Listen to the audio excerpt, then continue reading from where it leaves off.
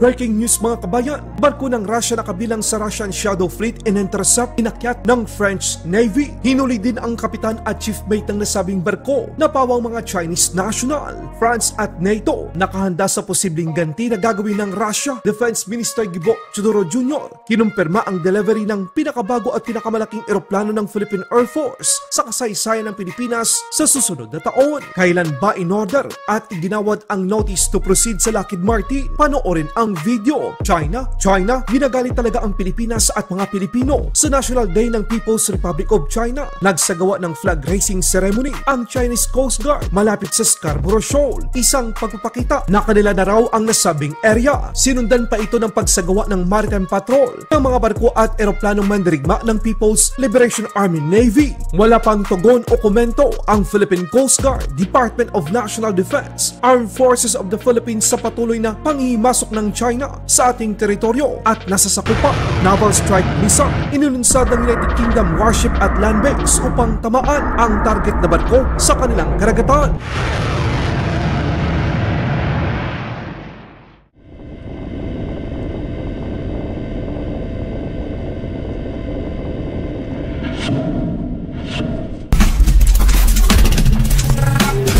Isang oil tanker na kabilang sa Russian Shadow Fleet ang na-intercept ng French Navy. Inakyat at hinuli ng mga otoridad ng France ang kapitan at ang chief mate ng Russian oil tanker na may pangalang Boracay. Ang mga hinuli ay kinumpirma mga Chinese nationals. Ang napakalaking barko ay nasa kamay na rin ng mga otoridad ng France. Ang nasabing barko ay umalis sa Russian oil terminal malapit sa St. Petersburg noong ika-20 ng Setyembre at taglayag ito sa baybayin ng Denmark kung saan patungo sana ito sa India. Bakit hinuli ng French Navy ang nasabing barko ng Russia? Noong ika-22 at ika-24 ng Setyembre ng taong ito, nagkaroon ng drone incursion o pagpasok ng illegal na drone sa sentrong paliparan ng Denmark kung saan nagdulot ito ng pagsara ng kanilang airport para sa kaligtasan ng mga pampubliko at pribadong eroplano. Isa itong paglabag sa airspace ng Denmark na isang miyembro ng NATO alliance. Paniwala ng mga otoridad ng France na sangkot ang nasabing barko ng Russia. Posibleng ang nasabing drone ay inilunsad mismo mula sa barkong Boracay. Dagdag pa dito dahil sa ayaw kumpirmahin ng kapitang Chinese ang totoong nationality ng barkong kanilang ino-operate, ang kanilang pagka-detain ay papalawigin pa ng French police. Sa madaling salita, ayaw makipagtulungan ng kapitan sa investigasyon ginagawa ng mga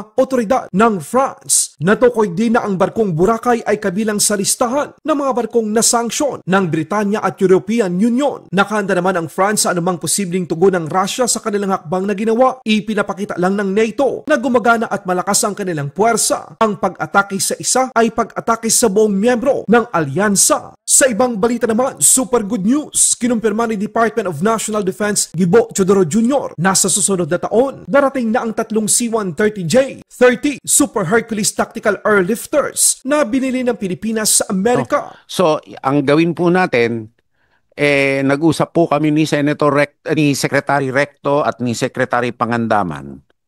Unang-una, sa mga in-order po nung araw, hindi po sinabay yung infrastructure para dun sa mga yon. Hinahabol pa natin yon. Kaya for this year po, humingi na lang po tayo ng karagdagan MOE. Dahil, for example, next year, may tatlong C-130J na darating. Yung MOE nun, kalaki-laki. Yung mga barko po na dumating, yung MOE para sa steaming hours po niyan, ang replenishment po ng munitions natin na kailangan naman isanay. So, lakihan na lang po ang MOE dahil kailangan masanay na rin po yung gobyerno na lalaki talaga yung MOE natin habang dumadagdag ang mga kagamitan po natin.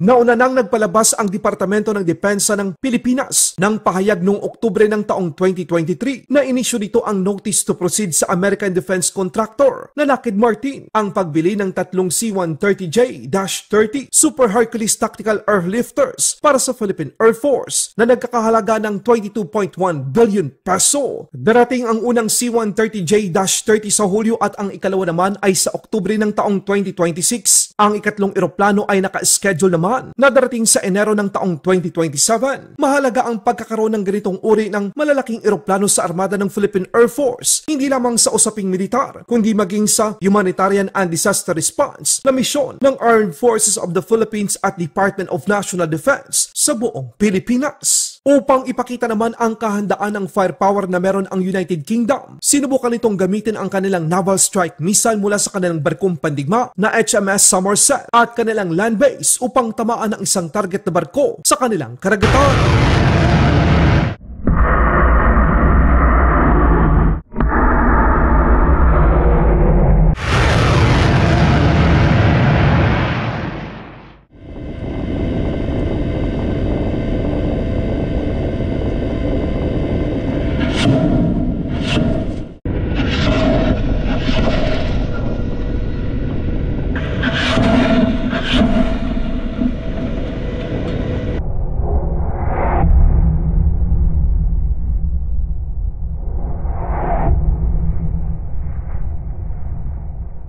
Sa ibang balita naman sa West Philippine Sea, China, sinusubukan talaga nila kung hanggang saan ipaglaban ng Pilipinas ang Scarborough Shoal o Baho de Masinloc sa National Day ng China. Nagsagawa ang China Coast Guard ng kanilang flag raising ceremony sa kanilang mga barko sa Scarborough Shoal. Ipinapakita ng China na kanila na raw ang nasabing area.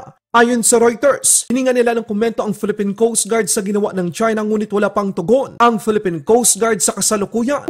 华远岛国家级自然保护区后，我们不但要维护华远岛的主权完整，更要维护华远岛的生态安全。任务更加艰巨，责任更加重大。我们将要以更高的标准、更严的要求，担负起华远岛海域管控任务。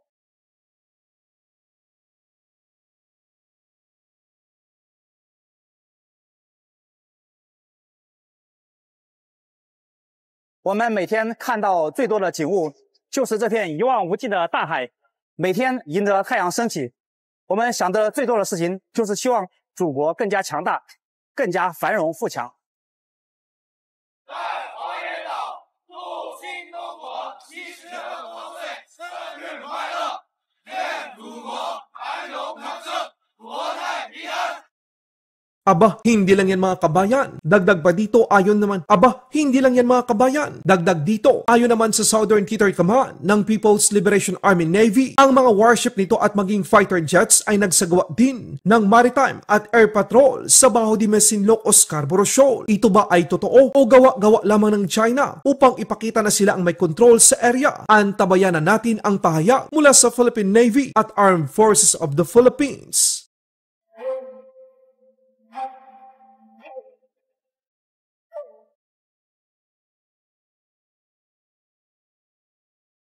报告，发现不明空中目标向黄崖岛接近，方位洞洞洞，高度3000米。对空组织各兵力协同查证。明白。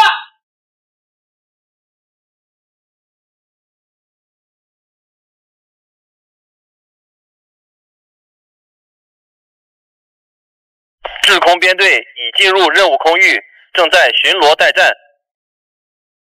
黄岩岛是中国的固有领土，中方将继续采取坚决有力措施，捍卫自身领土主权和海洋权益。Laban Pinas